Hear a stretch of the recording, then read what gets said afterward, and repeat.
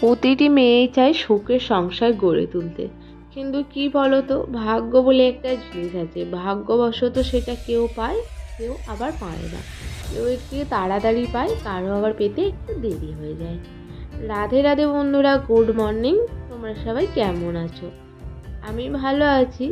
তো বন্ধুরা, real blogger প্রিয়ার একটি নতুন ও ঝলমলে ব্লগে তোমাদের সকলকে জানাই অনেক স্বাগত। তো বন্ধুরা, আজকে বারটা হচ্ছে মঙ্গলবার, আর ঘড়িতে বাজে এখন সময় সকাল 6টা। তো আজকে এখন থেকেই তোমাদের সাথে নিয়ে আমি আমার ব্লগটা শুরু করলাম। আশা করি তোমাদের ভালো লাগবে। তো তোমরা আমার সাথে দেখো। তো এই দেখো, সকাল সকাল ঘুম থেকে উঠেছিলাম 5:30টার সময়।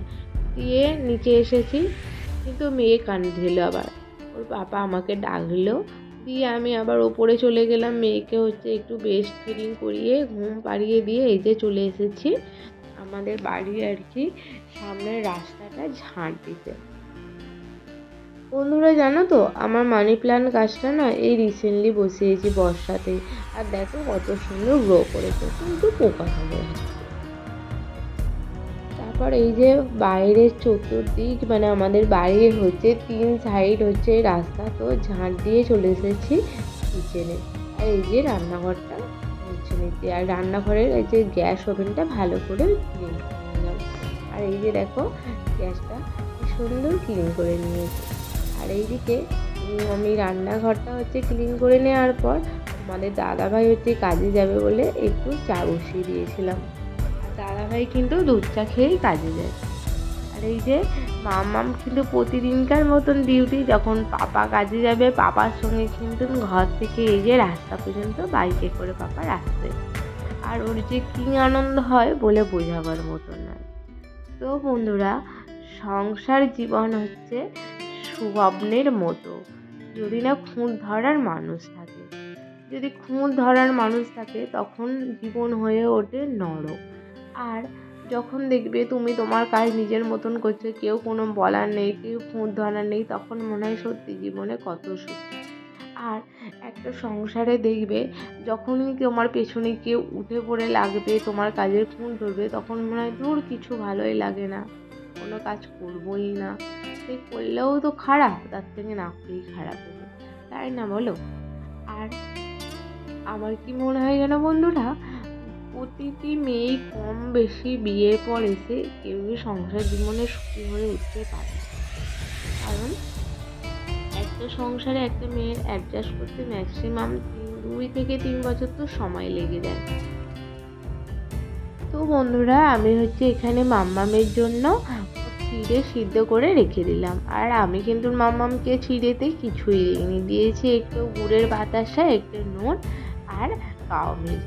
প্রথমে জল দিয়ে সিদ্ধ করে নিয়েছিলাম। আর এই যে মাম্মাম সোনা ঘুম থেকে উঠেছে, আর উঠেই একটা জোয়ানের প্যাকেট আর ওর ওই ঢাকটা দেখে নিয়ে বসে পড়েছে। মাম্মাম না এখন অল্প অল্প কথা বলতে শিখেছে, আর জোয়ানকে বলতে শিখেছে জুন জুন। দিয়ে মাম্মামকে ওর ঠাম্মির কাছে রেখে আমি চলে আসলাম আমাদের বাড়ির পাশের বাগানটা থেকে কয়েকটা তুলসী পাতা তুলতে। আমার না ওজনটা তো তোমরা ভিডিওতে দেখতেই পাচ্ছ, প্রচণ্ড হেলদি হয়ে যাচ্ছে। আর মেয়ে হওয়ার পর থেকে প্রচণ্ড হেলদি হয়ে যাচ্ছে, ওই জন্য ওয়েটটা একটু লস করার চেষ্টা করছি। কিন্তু আমি নয়, কি বলো তো, ডায়েট শুরু করবো মনে করলে এই আজ করবো, আজ থাক কাল করবো, কাল করবো থাক পরশু করবো, এরকম করে আমার না ডায়েট শুরু করাই হয় না। আর সত্যি কথা বলতে আমি না একটু মানে কি বলবো, খাবার দেখে লোক সামলাতে পারি না, এই জন্য আমার মনে হয় জন্য আর ডায়েট নয়। যাই হোক, এই দেখো তুলসী পাতাগুলোকে একটু ফুটিয়ে নিয়ে আর একটু আমি দিয়ে দেবো মধু।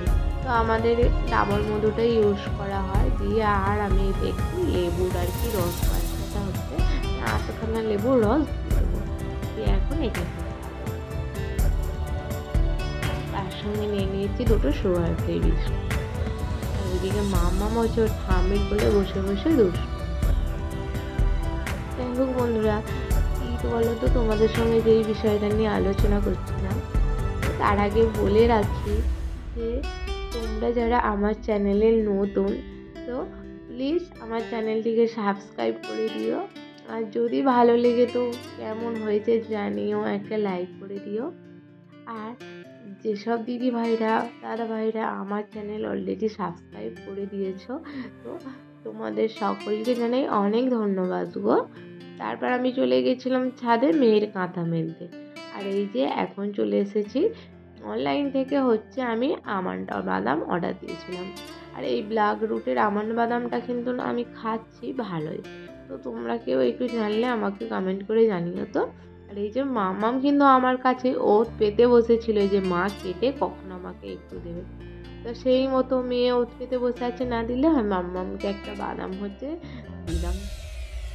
আর এই যে আমি হচ্ছে এখানে হচ্ছে আমার আর কি ড্রেসিং টেবিলের নিচেতে একটু জায়গা আছে, সেখানে এইসব গুছিয়ে রেখে দিই। আমাদের দাদাভাই হচ্ছে এই ডেটলটা কিনে এনেছিল, তো আগের যে ডেটলটা ছিল সেখানে ঢেলে রেখেছিলাম।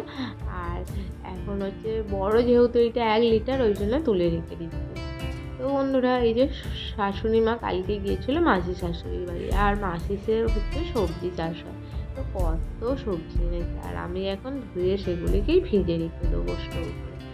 তো বন্ধুরা, সংসার হচ্ছে স্বপ্নের মতন। সেখানে হচ্ছে খুঁত ধরা যদি মানুষ না থাকে, সেখানে মনে হয় যে কাজ করি নিজের মতন। প্রতিটি মেয়েই চায় সুখের সংসার করতে, তাই না বলো? আর খুঁত ধরার না মানুষ থাকলে তার নিজে থেকেই একটা কাজের এনার্জি দেওয়া যায়।